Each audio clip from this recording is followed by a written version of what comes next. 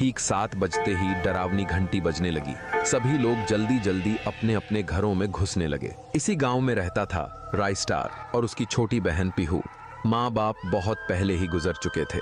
राइस्टार ने पीहू से कहा, पीहू दरवाजा और खिड़की बंद करके रहना जब तक मैं वापस ना आ जाऊं। पीहू बोली, ठीक है भैया। इतना कहकर राइस्टार ऑटो लेकर निकल पड़ा।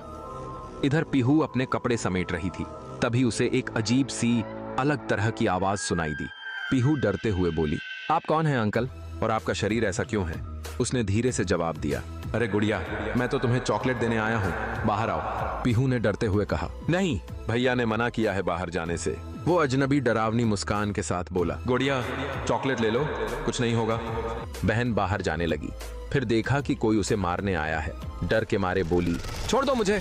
शैतान हंसते हुए बोला, मरेगी आज। फिर उसने खंजर से वार कर दिया। बहन जमीन पर गिर गई। वह शैतान हंसते हुए गायब हो गया। सामने के घर से एक बच्चा यह सब देख रहा था।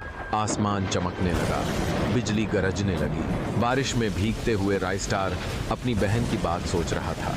तभी उसे घर के सामने एक लाश दिखाई दी। पास जाकर देखा तो वहीं उसकी बहन मरी पड़ी थी। राइस्टार चीखते हुए रो पड़ा। अब उसकी आंखों में आंसुओं की जगह गुस्से की आग जल रही थी। वह गांव वालों को चीखते हुए बुलाने लगा, कौन मारा है? ये किसका घिनौना काम है? मेरी बहन को किसने मारा?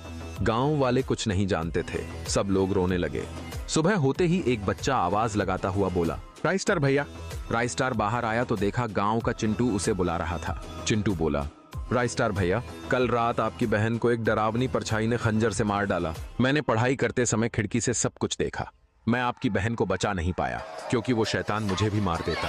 यह सुनकर राइस्टार गुस्से में बोला, अब मैं उस शैतानी ताकत को मिटाकर ही रहूंगा जिसने मेरी बहन को मारा है।